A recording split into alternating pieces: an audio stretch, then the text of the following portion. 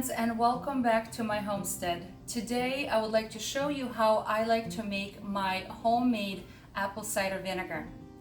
And I like to make my own apple cider vinegar because I can control how much sugar is in it, how long it sits and ferments, and how strong it becomes. So it has, okay, first of all, let me tell you why I make it. It's because I like to use it in many ways. One of them is that I like to use my apple cider vinegar in homemade salad dressings. And I think that it's a perfect combination with crisp vegetables. I also like to use that when I make my own homemade mayonnaise. Apple cider vinegar is perfect for that. But guess what? Apple cider vinegar also has a lot of good medicinal benefits to our body and to our gut health because it has a natural probiotic in it. So with every spoon, we get a little bit of live cultured probiotic. So yes, it has a good immune support benefits, but also it can be used topically, so it's a very good tonic for the skin, for hair rinse, that sort of thing. So as you can tell, it's delicious and it's good for us. So let me show you how I'm gonna make it, and guess what, it only needs three ingredients. There's three fingers. One is apples. I recommend using organic without pesticide apples. So I have some apples here, and they're not exactly perfect because they kind of like few have little spots that I'm going to be cutting out. But guess what? That's what happens when you have organic apples. They're not exactly perfect, right? This one is funky looking guy as well. But guess what? It's perfect for apple cider vinegar. So if you're making an apple pie and you're using the apples, but you don't know what to do with the peels or with the cores, it's perfect for apple cider vinegar. Okay, so apples of any kind. Sugar. You're gonna need some sort of sugar. You can use organic raw sugar. You can use any sugar you like. I'm just gonna use a regular white sugar, and that's all to it, nothing much. And then you need clean filtered water. Again, be careful using tap water because tap water often contains chemicals that will not be conducive to fermentation process. And I think I have mentioned that in some of my videos. So filtered water without chlorine, without other chemicals that they add to the tap water. We use our regular well water that is perfect for this process. Then you're gonna need some sort of a container. You can use just a regular quart jar. I have this gigantic 3-liter jar, but you can use whatever you like.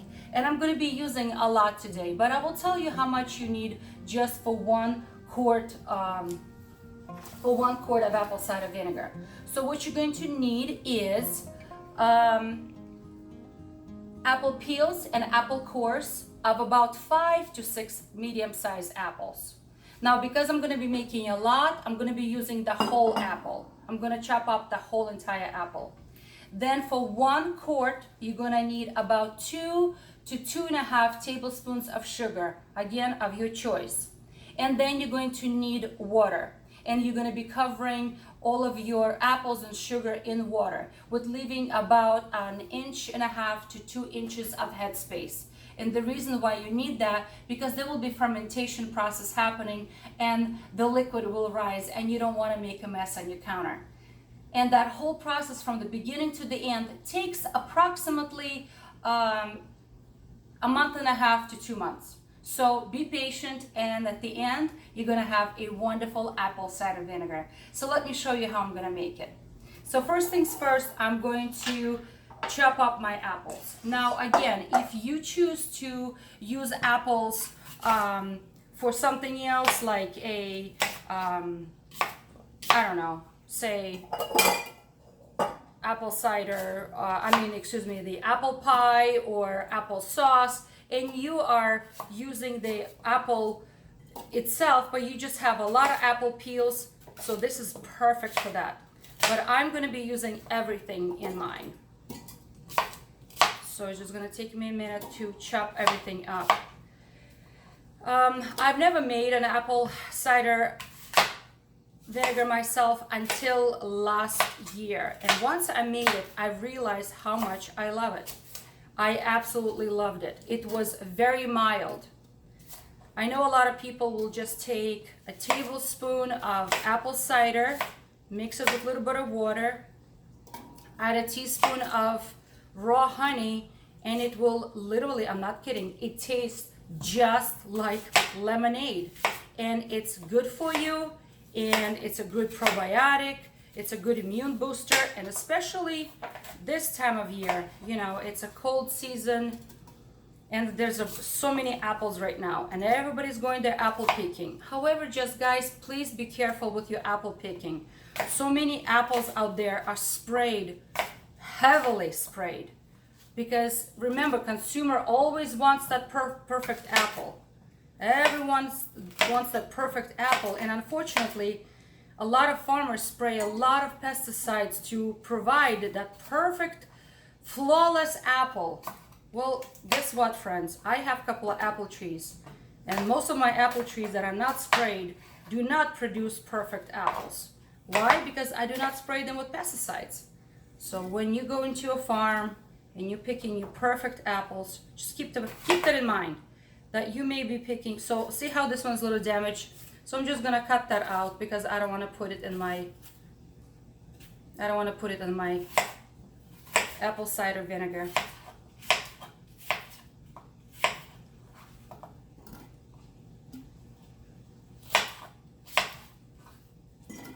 All right, this one too. So I'm just gonna keep chopping everything. Oh, this one is not good. So I'm just gonna cut that out.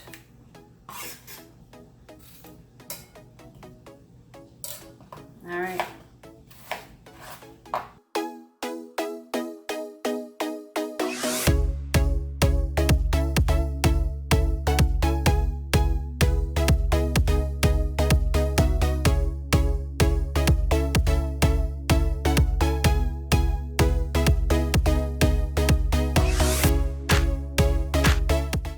Okay, so the next step is that I have to put some sugar in here. If you're making just 1 quart, then you need to put about 2 to 2.5 tablespoons of sugar. But mine is a lot bigger than that, so this is a triple batch. So I'm gonna put actually 6 tablespoons of sugar.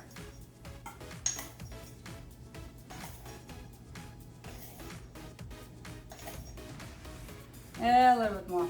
Okay. So my sugar is in, and next thing, all I have to do, just cover everything with some water. Now, I've read some articles that some people like to put cooled off boiled water. I don't do that because I like to have my water to be alive. Remember, boiling kills everything. So I'm gonna be using regular cool water from my well. Okay, now I just cover everything with room temperature water, and remember, I like to leave a little bit of head space because there perhaps will be some bubbling over happening. Oh, I want to add a little bit more water, just a little bit more.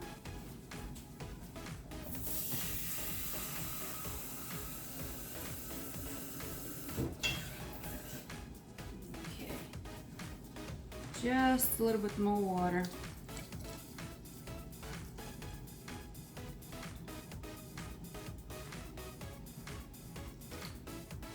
There you go. All right, let's stir all this goodness together because the sugar dropped to the bottom a little bit, but it's okay, it will dissolve. So now I'm gonna leave this on my counter in a warm place, even though it's already a cool season in the year, but the kitchen still kind of stays warm with all the cooking and, you know, still kind of warm. So anyway, what I have is I have this coffee filter that I can put on top, and I have a little rubber band just to put that over because I don't want any fruit flies. They're going to be attracted. So again, I always like to put a plate on the bottom. You probably seen my other fermentation videos. I'm going to put a plate on the bottom just in case there's any bubbling over. This will catch it. And guess what? I'm gonna let this sit on my kitchen counter for about a week and a half, maybe even 2 weeks. I'm gonna see lots of bubbling going on. once in a while I will come with a wooden spoon and I will stir things around, okay? And I'm gonna allow this fermentation to take place for about a week and a half to 2 weeks.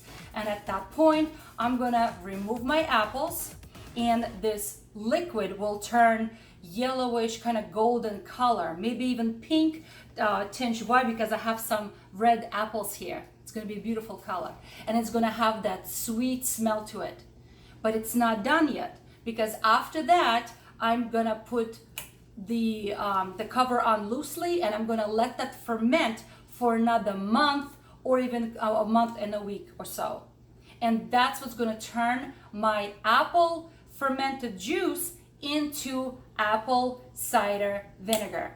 And at that point, I'm gonna taste it and say, is it sour enough? Do I like it? Do I let it sit and sour more, ferment more, or can I go ahead and use it? So last year I made this much, and we used up by Christmas time. And it was kind of quick, and I was quite surprised. But yes, we used up so quickly because I was putting it in my water in the morning, I was putting it in my salads. I also remembered, you know what apple cider vinegar is really good for as well, and I'm gonna be making videos about that. When you're making homemade broth, bone broth, see, adding just a tablespoon into a bone broth when it's cooking is gonna help to withdraw a lot of those minerals out of the bones. So that's what I use it as well, and I think that's what I use the most of it. Anyway, friends, so let this beautiful apple cider vinegar fermentation begin, and I'll show you what it looks like later.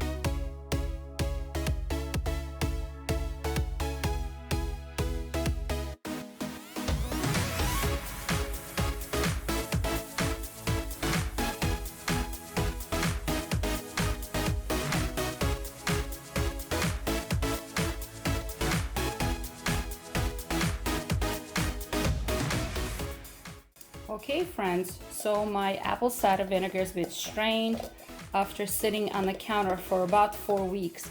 I know there's some recipes that say to only do fermentation for 2 to 3 weeks, but I have to be honest with you, it hasn't been very warm, and I let them sit for the entire 4 weeks, and I just strained it. But before I strained it, I forgot to show you that I had this little glass weight that I kept it in a jar to keep all of the apples submerged under the liquid, because the fermentation process has to be safe, and in order for apples not to go bad, well, it was too sour for them to go bad, but regardless, you don't want any mold to grow or anything. You want everything submerged, and some people use different kind of weights, but this is my weight. It's an old lid, glass lid, and I just keep everything pushed down under the liquid. But anyway, so I strained everything. I put them in my clean jars with plastic covers, and they're not very tight because, see, a little bit more fermentation will be taking place. So I want nothing tight so gas can escape. And it's gonna sit for the next 6 weeks before it's ready to be used. It's a very simple process. If you remember, it was just apples, clean water and a little bit of sugar, and keep it organic, guys. And it's gonna be the best apple cider vinegar ever, and it's gonna be delicious. Hey, and even if it fails on your first attempt, it's okay, because you can always try again. So on this note, I hope you are encouraged to make your own apple cider vinegar. Ask questions, leave a comment. Let me know how you guys make your apple cider vinegar. So be encouraged and try something new.